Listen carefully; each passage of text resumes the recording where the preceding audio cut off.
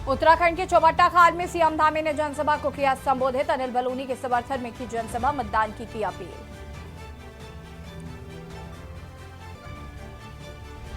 विकास की बात, युवाओं के साथ कार्यक्रम का आयोजन। पूर्व मुख्यमंत्री त्रिवेंद्र सिंह रावत ने की शिरकत। पहुंचे छात्र छात्राओं ने विकास के मुद्दों पर की बात। उत्तराखंड में मतदान शुरू। 776 बुजुर्ग, 480 दिव्यांग घर बैठे डालेंगे वोट। 8 से 10 अप्रैल तक पहले और 11 से 13 अप्रैल तक दूसरे चरण का वोट। 23 अप्रैल को ऋषिकेश आएंगे राष्ट्रपति मुर्मू। एम्स के चौथे दीक्षांत समारोह में होंगे शामिल। 600 छात्र छात्राओं को देंगे उपाधि। 11 अप्रैल को उत्तराखंड आएंगे पीएम मोदी। ऋषिकेश में जनसभा करेंगे। रैली के लिए सीएम धामी ने किया भूमि पूजन।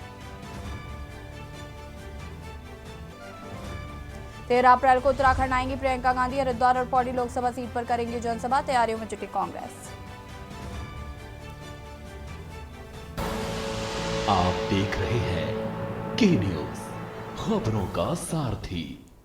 नमस्कार, खबर उत्तराखंड में आप सभी का स्वागत है। मैं हूं आपके साथ यश शुक्ला। देहरादून से खबर, जहां पर उत्तराखंड एसटीएफ को मिली बड़ी कामयाबी। ठगी करने वाले गिरोह का किया भांडाफोड़। पीएम मुद्रा लोन योजना के नाम पर करते थे ठगी। गिरोह के 2 सदस्यों को पुलिस ने गिरफ्तार किया। कैश के साथ सिम कार्ड, एटीएम कार्ड बरामद। मोबाइल फोन, पासबुक, चेकबुक भी बरामद। तेलंगाना, आंध्र प्रदेश, महाराष्ट्र में भी धोखाधड़ी।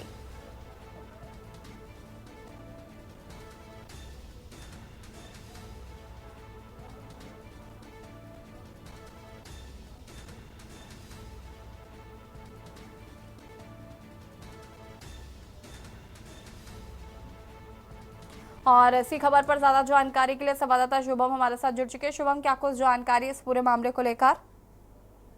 जी बिल्कुल, देखिए तो आज एसटीएफ उत्तराखंड को एक बहुत बड़ी एक कामयाबी मिली है, जिसे हम कह सकते हैं। उनके द्वारा पीएम मुद्रा योजना के तहत 2 आरोपियों को गिरफ्तार किया गया है, जिन्होंने देश भर के कई राज्यों में धोखाधड़ी करी है और लोगों से ऑनलाइन। इसको लेकर उन्हें गिरफ्तार किया गया है और काफी समय से इस गिरोह पर एसटीएफ की नजर बने हुए थी और इसी के चलते अब 2 आरोपियों को गिरफ्तार किया गया है, जिनमें से करीब 1,31,100 रुपए की बरामदगी की गई है। वहीं इसके साथ सिम कार्ड की और ATM card, mobile phone, passbook, bank chequebook, इस तरह से तमाम चीजों की बरामदगी इनसे की गई है।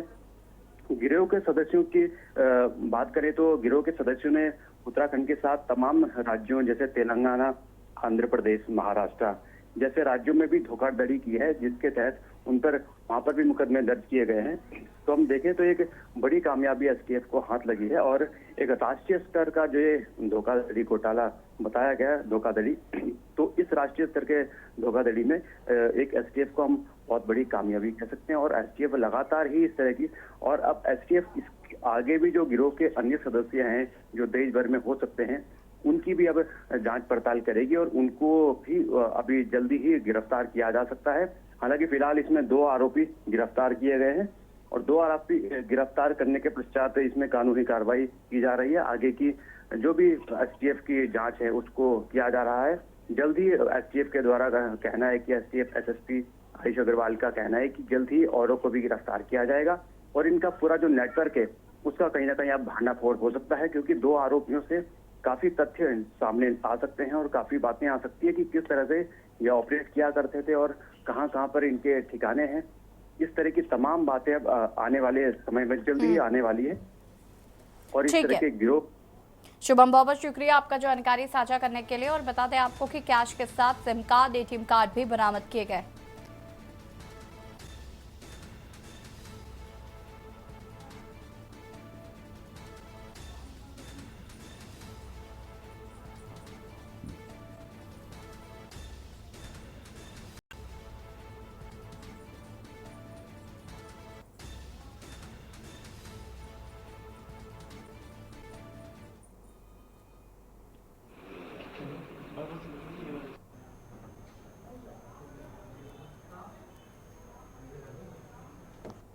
और इसी बीच आपको रामनगर से बड़ी खबर बता देते हैं। रामनगर से बड़ी खबर, रामनगर के गारजिया मंदिर में लगी भीषण आग। आग की चपेट में आकर 45 दुकानें हुई खाक।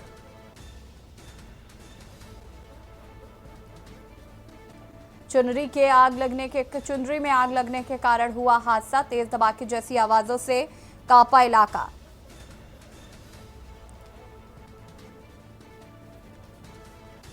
रामनगर के गारजिया मंदिर में लगी आग की चपेट में आकर 45 दुकानें हुई खाक।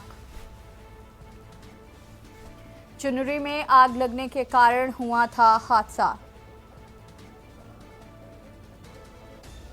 तेज धमाकों जैसी आवाज से गूंजा इलाका।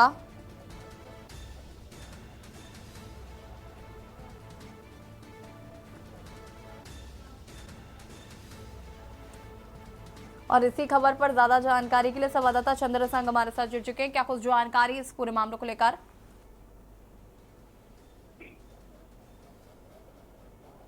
चंद्र संघ जी, आवाज आ रही है आपको? आ रही है जी। हम आपको बता दें कि आज दोपहर के समय अज्ञात कारण जो रामनगर से लगभग 11 किलोमीटर प्रसिद्ध मां गर्जिया का मंदिर है, वह अज्ञात कारण कहीं चुनरी में से आग ने अपना रूप धारण कर लिया, विकराल रूप धारण कर लिया, जिस कारण लगभग 40 से लेकर 45 दुकानें जलकर राख हो गई। वहीं गरीब बेसहारा लोगों की, जिनकी दुकानें प्रसाद विक्रेता लोग थे, उनका पैसे, मोबाइल आदि सामान भी सारा जलकर नाश हो गया है। और काफी मकसद के बाद कई गाड़ी द्वारा वहां पर जाके आग बुझाई गई है और उन गरीबों को कोई देखने वाला नहीं। पूरे में हड़कंप मच गया। जिस तरह की ये स्थिति हुई है, ये मान के चलिए किसी की जान नहीं गई है, लेकिन जान नहीं गई है उसको उपरांत भी जान से ज्यादा उनकी जो कीमत, जो संपत्ति थी, सब कुछ जलकर नष्ट हो गई है। बिल्कुल। अगर हम बात करें तो क्या किसी तरीके की कोई जनहानि की सूचना? बस यही ईश्वर की कृपा है कि जनहानि नहीं हुई है, लेकिन हो सकती थी। आप देख रहे हैं जिस तरीके से वीडियो में दिखाया है, आग का गोला इस तरीके से आकाश में हो गया। काफी समय तक आकाश भी अंधकार में घूम गया था और गांव गोट के लोग भी डर डर के अपने घर छोड़ करके नजदीक के लोग भी वहां से भाग निकले थे, जिस कारण आग को यदि काबू नहीं करते तो वहीं नजदीक में सुंदर खाल भी जलकर नष्ट हो जाता। ठीक है, बहुत बहुत शुक्रिया तमाम जानकारी के लिए। और बता दें, रामनगर में गारजिया मंदिर में लगी भीषण आग।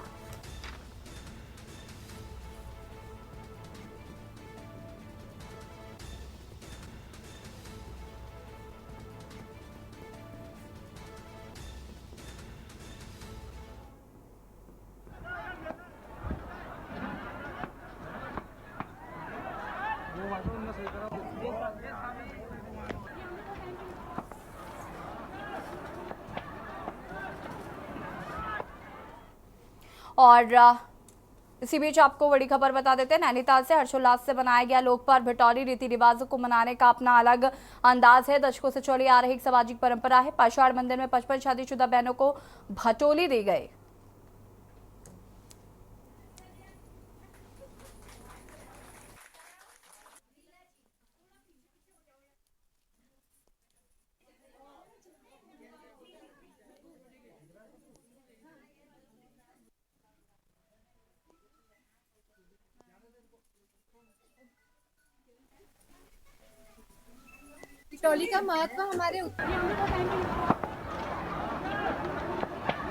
भटोली का महत्व हमारे उत्तराखंड का लोक पर्व है। चैत की भटोली दी जाती है बहनों को, जो हमारी क्योंकि पहले का ये रिवाज हुआ करता था कि बहनें बहुत दूर दराज के इलाकों में ब्याह करके जाती थी और उनसे मिलने का एक माध्यम होता था भटोली।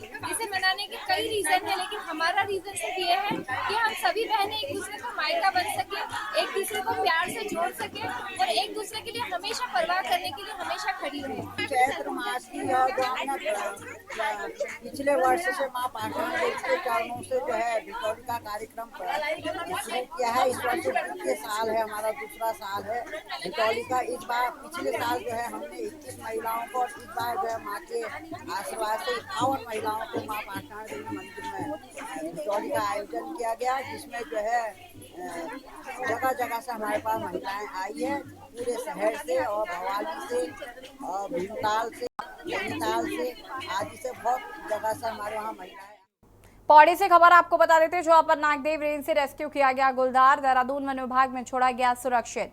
एक बालिका को घायल करने के बाद पकड़ा गया है गुलदार। गुलदार को पिंजरे में कैद कर लिया गया था।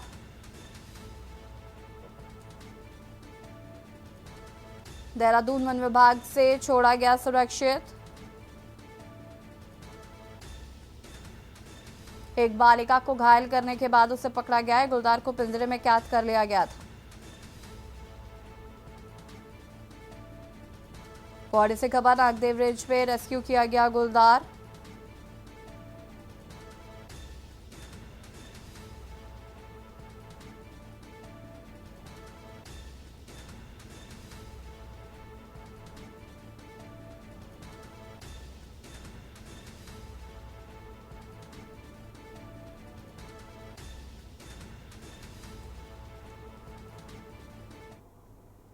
खबर रामनगर से, जहां पर लोकसभा चुनाव के लिए पहले चरण में मतदान का कार्य शुरू हो गया, जिसमें आज से दिव्यांग व 85 वर्ष से ज्यादा के बुजुर्गों को घर घर जाकर चुनाव आयोग बैलेट पेपर के माध्यम से चुनाव करवा रहा है, जिससे चुनाव आयोग की अलग अलग टीमें नैनीताल जिले के अलग शहरों में गांव में स्थित दिव्यांग और 85 वर्ष से ज्यादा मतदाताओं के घर जाकर बैलेट पेपर से मतदान करवा रहे हैं, जिसमें कई टीमें जिले में मुस्तैद है। बता दें कि टीम में सेक्टर मजिस्ट्रेट, पोलिंग ऑफिसर के साथ ही 6 से 7 कर्मचारी व अधिकारी शामिल है। वही बुजुर्ग मोहन सिंह गोसाई ने कहा है कि चुनाव का पर्व है जो 5 सालों में एक बार आता है। मोहन सिंह ने कहा कि उन्हें अच्छा लगा कि आज निर्वाचन आयोग की टीम उनके घर बैलेट पेपर के माध्यम से मतदान कराने आई थी।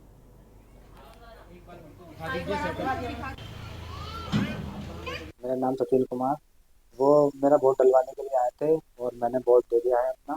जी हाँ, मेरा जो भी है, हमारे जब हमारी सरकार इतनी सहायता कर रही है और निर्वाचन आयोग जो हमारे ये वोट डलवाने वाले हैं, आज आप घर तक आ रहे हैं, तो सबको वोट डालना चाहिए। लोकसभा के चुनाव 5 साल में होते हैं। लोकसभा का चुनाव का मौका बार बार कभी नहीं 5 साल में मिलता है। ये बोलो कि आप निर्वाचन आयोग के घर पे गए? निर्वाचन आयोग वाले हमारे घर पर आए थे, मैंने अपने मत का अधिकार करा। रुड़की के कोर विश्वविद्यालय में विकास की बात युवाओं के साथ कार्यक्रम का आयोजन किया गया, जिसमें भाजपा हरिद्वार लोकसभा प्रत्याशी पूर्व मुख्यमंत्री त्रिवेंद्र सिंह रावत पहुंचे। इस दौरान विश्वविद्यालय के छात्र छात्राओं ने त्रिवेंद्र रावत से विकास के मुद्दों को लेकर कई सवाल पूछे, जिनका त्रिवेंद्र रावत ने बखूबी जवाब दिया। कार्यक्रम में अंतर्राष्ट्रीय मोटिवेशन स्पीकर शिवखेड़ा भी पहुंचे, जिन्होंने छात्र छात्राओं को मोटिवेशन स्पीच देकर उत्साहित भी किया। त्रिवेंद्र सिंह रावत ने कहा कि युवाओं को विकसित भारत को लेकर मतदान करना है। उन्होंने कहा कि आज देश के प्रधानमंत्री नरेंद्र मोदी के नेतृत्व में लगातार नए आयाम स्थापित हो रहे हैं।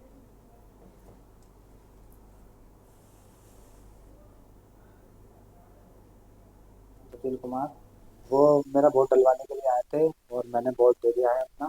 जी हाँ, मेरा जो भी है, हमारे जब हमारी सरकार इतनी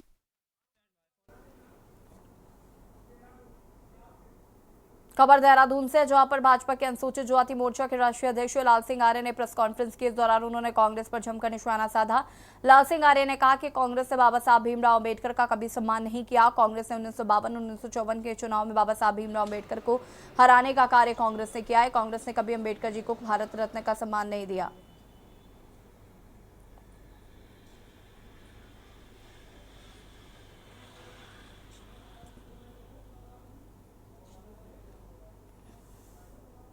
मध्य प्रदेश में जहां 40 साल कांग्रेस सरकार रही, केंद्र में 60 साल, बाबा साहब अंबेडकर के राष्ट्रीय स्मारक भी कांग्रेस ने नहीं बनाए।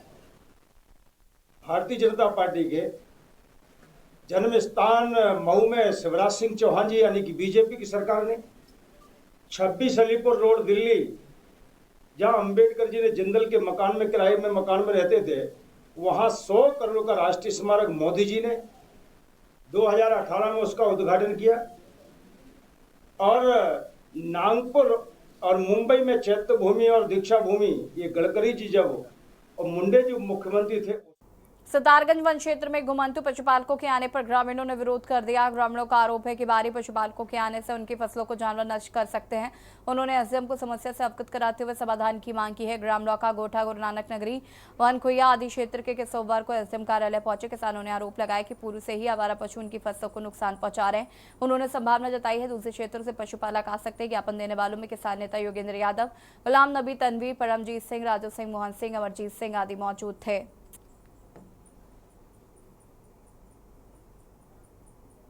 यही आवारा जानवरों का बहुत तांडव मचा पड़ा है। चारों तरफ तराही तराही मची पड़ी है। रात भर किसान सोते नहीं हैं, खेत की रखवाली करते हैं। इसी में इमली घाट, लाल कुआं और बिलासपुर साइड से और टांडे साइड से तमाम लोग पशुपालक सैकड़ों की तादाद में अपने पशु लेके इस क्षेत्र में आ रहे हैं और उससे और नुकसान हो रहा है क्षेत्र का, क्योंकि वो सारे जानवरों को तो संभाल नहीं पा रहे हैं, छुट्टा जानवर हैं और वो 2-3 महीने यहाँ रहेंगे। उसके बाद जब यहाँ से जाते समय अपने जो पुराने उनके जानवर होंगे।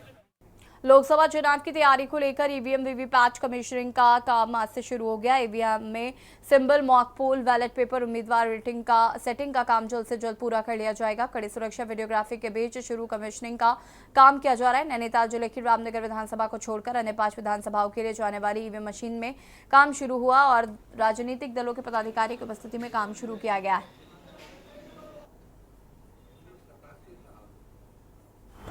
आज से नैनीताल जनपद में जो हमारी 5 विधानसभाएं जो लोकसभा सीट में आती हैं, उसमें घर घर जाकर के दिव्यांग और 85 वर्ष से अधिक आयु के जो मतदाता हैं उनका मतदान की प्रक्रिया आज से प्रारंभ कर ली गई है। इसमें लालकुआं, भीमताल, कालाडूंगी, रामनगर को छोड़ के बाकी सारी विधानसभाएं हैं। और दूसरा एक जो महत्वपूर्ण कार्य है वो ईवीएम कमीशनिंग का है, जिसमें बैलेट लगाया जाना, उम्मीदवारों को नाम सेट करना, मॉक पोल कराना, उनको सील कराना, वो प्रक्रिया जिसे हम ईवीएम कमीशनिंग कहते हैं, वह प्रक्रिया भी आज से प्रारंभ हो गई है। और संपूर्ण प्रक्रिया की, चाहे वो पोस्टल बैलेट की हो, चाहे ईवीएम कमीशनिंग की हो, पूरी जानकारी सभी राजनीतिक दलों के साथ, सभी प्रत्याशियों के साथ शेयर कर दी गई है। भाजपा के आगे किसी पार्टी का दम नहीं जो टिक सके। पूरा प्रदेश भाजपा में है और 5 लोकसभा सीट भाजपा के खाते में है, यह कहना भाजपा के प्रदेश प्रवक्ता सुरेश जोशी का है। जोशी आज भाजपा संभाग कार्यालय पहुंचे और कार्यकर्ताओं के साथ बैठक करते हुए पत्रकार वार्ता करते हुए बोले कि देश भर में मोदी मैजिक चल रहा है। पीएम मोदी के कार्यकाल से जनता संतुष्ट है और वही इस बार भी जनता मोदी के नाम पर ही वोट करेगी। वो सारे फेल हो गए थे, लेकिन आप पोलियो की वैक्सीन को बनाने में जिन्होंने 22 साल लगा दिए, वो लोग आरोप लगा रहे हैं। उत्तराखंड की जनता का भारतीय जनता पार्टी को पहले भी आशीर्वाद मिला है और आज भी संपूर्ण उत्तराखंड की जनता भारतीय जनता पार्टी को और हमारे देश के यशस्वी प्रधानमंत्री मोदी जी को और प्रदेश के यशस्वी और युवा मुख्यमंत्री धामी जी को आशीर्वाद देने जा रही है। उसका प्रत्यक्ष प्रमाण ये है कि पूरे प्रदेश के अंदर जिस तरह से फीडबैक आ रहे हैं, हर जगह भाजपा मोदी ही है। और जिस तरह से मुख्यमंत्री जी के दौरे हो रहे हैं और बहुत ज़्यादा एक उल्लाह और यहाँ रोकेंगे छोटे से ब्रेक के लिए जो लाजर होता है। ब्रेक के बाद एक बार फिर से आप सभी का स्वागत है। उत्तराखंड में लोकसभा चुनाव नजदीक आते ही राज्य में दलबल का खेल शुरू हो गया है। विपक्षी दलों के नेता एक के बाद एक भाजपा में शामिल हो रहे हैं। अब तक हजारों विपक्षी दलों के कार्यकर्ताओं और पदाधिकारियों ने भाजपा का दामन थामा। रविवार को भी उत्तराखंड कांग्रेस को 2 बड़े झटके लगे। पूर्व कैबिनेट मंत्री और कांग्रेस के स्टार प्रचारक दिनेश अग्रवाल और कांग्रेस के एआईसीसी के सदस्य और पूर्व राज्य मंत्री एसपी सिंह ने हाथ का साथ छोड़कर कमल की सदस्यता ग्रहण कर देश भर में कमल खिलाने की कसम खा ली है।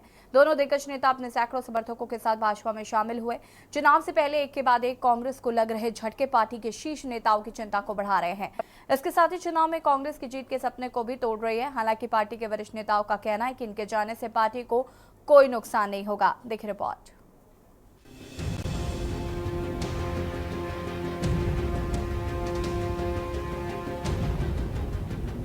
देश के साथ ही उत्तराखंड में भाजपा का कुनबा लगातार बढ़ रहा है। कांग्रेस के कई दिग्गज नेता हाथ का साथ छोड़कर कमल का दामन पकड़ रहे हैं।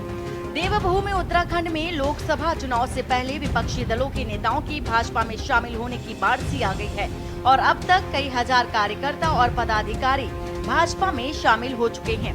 कांग्रेस समेत तमाम दलों के नेता भाजपा में शामिल होते ही पीएम मोदी और मुख्यमंत्री धामी की तारीफ करते नहीं थक रहे हैं। वहीं भाजपा में हजारों विपक्षी दलों के नेताओं के शामिल होने से भाजपा में असंतोष भी बढ़ रहा है, जिसको देखते हुए सीएम पुष्कर सिंह धामी ने अब प्रदेश अध्यक्ष महेंद्र भट्ट से फिलहाल विपक्ष के नेताओं को शामिल न करने का अनुरोध किया है। मुख्यमंत्री का कहना है कि अब तक 15,000 से ज्यादा नेता भाजपा में शामिल हो चुके हैं और किसी को भी शामिल कराने से पहले नेताओं की स्क्रीनिंग की जाए। ज़्यादा लोग आ गए हैं, 15,000 के लगभग लोगों ने अभी तक विभिन्न दलों के लोगों ने भारतीय जनता पार्टी की सदस्यता ले ली है। लेकिन मैंने अपने प्रदेश अध्यक्ष जी से अनुरोध किया है कि अब आगे जो भी ज्वाइनिंग करें, अनुरोध किया है मैंने अध्यक्ष जी से कि कोई एक थोड़ा स्क्रीनिंग कर लें, कोई क्राइटेरिया बना लें, उसके बाद ही सब करें। फुटेगा, भयंकर फुटेगा, इसलिए 5 की 5 लोकसभा क्षेत्रों में पराजय हो रही है। मुख्यमंत्री तो हवा में उड़ रहे हैं। धरातल में देखें ना, धरातल में जरा जमीन में चल के देखें क्या हाल है। नड्डा की मीटिंग के लिए कार्यकर्ता नहीं मिला था। नड्डा बोलना शुरू, कार्यकर्ता भाग गया, किराए की भीड़ लाई जा रही है। मैं सबसे पहले जो है आपका अभिनंदन करता हूँ। मैं इस नतीजे पर पहुंच रहा हूँ कि हर किसी को आज मजबूरी में जो है बीजेपी ज्वाइन करनी पड़ी है, क्योंकि उनके बिजनेस से उन पर इस तरह का ईडी वगैरह का जो दबाव होता है। आप देखेंगे कई नेता जो है इसी अंतराल में जो है अपने समर्थकों के साथ बीजेपी में जा रहे हैं। ये एक मजबूरी है, लेकिन इस पर भी क्योंकि कईयों पर केस हुए हैं। एक दिन अभी परसों आ गया था हरक सिंह जी वाला कि उनकी बहू और वो दोनों व्यक्ति बीजेपी में जा रहे हैं, ठीक है, क्योंकि ये तत्कालिक के उन पर जो है ईडी का छापा हुआ था।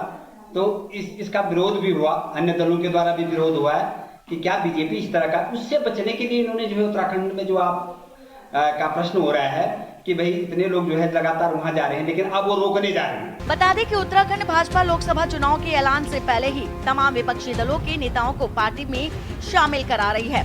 उत्तराखंड कांग्रेस को लगने वाले झटकों की शुरुआत 28 जनवरी को पूर्व विधायक शैलेंद्र रावत के त्यागपत्र के साथ हुई थी और इसके बाद मनीष खंडूरी, विधायक राजेंद्र भंडारी, पूर्व विधायक विजयपाल सिंह सजवान और मालचंद्र धन सिंह नेगी और पूर्व कैबिनेट मंत्री दिनेश अग्रवाल जैसे दिग्गज शामिल हैं। इसके बाद भी भाजपा प्रदेश अध्यक्ष महेंद्र भट्ट का कहना है कि ये तो अभी शुरुआत है, आगे कई और दिग्गज नेताओं को भी पार्टी में शामिल कराया जाएगा। क्योंकि हमारे लिस्ट तो बहुत बड़ी है, लेकिन हमारी जो हम लोग पूरी सूची को जो हमारे केंद्रीय मंत्री हैं और अनुराग ठाकुर जी उस पूरी सूची पर जांच करते हैं और किसी को कोई मुकदमा ना हो, किसी को भी तो वो चीज़ें रुक जाती है, बाकी लोगों को तो मिलेगा। देखिए, ये तो जब मैं बीजेपी में सम्मिलित हुआ हूँ तो ये सोच समझ के ही सम्मिलित हुआ हूँ कि मुझे यहाँ अच्छा लगेगा, इसीलिए मैं सम्मिलित हुआ। मैंने जो धारणा बनाई कि मैं भारतीय जनता पार्टी में सम्मिलित हूँ, उसके पीछे मेरी बड़ी स्पष्ट धारणा है कि जो आज मोदी जी का नेतृत्व है, राज्य के अंदर हो या देश के अंदर हो, विपक्ष लोकतंत्र का एक मजबूत स्तंभ होता है और अगर सब सत्ता में ही आ जाएंगे तो फिर विपक्ष में कौन रहेगा। तो कांग्रेस की अंदरूनी परिस्थितियां, नेतृत्व का अभाव, सन 80 के बाद से कांग्रेस में जो लीडरशिप नहीं उभर पाई, 80 के बाद से ब्रोकर्स कह लीजिए, पूंजीपति कह लीजिए, सिफारिशी कह लीजिए, दागदार लोग कह लीजिए, दलाल लोग कह लीजिए, उनके हाथ में संगठन, टिकट, उनके हाथ में लीडरशिप आई तो उनके अंदर मादा नहीं है लड़ने का, वो सत्ता से टकराने का दम नहीं रख सकते। कुल मिलाकर के लोकसभा चुनाव के बीच उत्तराखंड में दल बदल की राजनीति तेज हो गई है और एक के बाद एक विपक्षी दलों के नेता भाजपा में शामिल हो रहे हैं, जिससे विपक्ष कमजोर हो रहा है। और हालांकि बाहरी नेताओं को पार्टी में शामिल कराने से भाजपा के भीतर भी असंतोष जैसा बढ़ता जा रहा है। कल तक जो विपक्षी नेता पीएम मोदी की नीतियों का विरोध कर रहे थे, वो नेता आज अचानक पीएम मोदी की जमकर सराहना कर रहे हैं। और ऐसे में सवाल ये है कि क्या ये दबाव की राजनीति है? क्या भाजपा संगठन पर मुख्यमंत्री की अपील का असर पड़ेगा या क्या भाजपा दूसरे नेताओं को शामिल कराकर अपने संगठन को कमजोर नहीं करा रही है? Uttarakhand desk report. और खबर उत्तराखंड में फिलहाल इतना ही। देखते रहिए के न्यूज़ इंडिया। नमस्कार। आप देख रहे हैं के न्यूज़, खबरों का सारथी।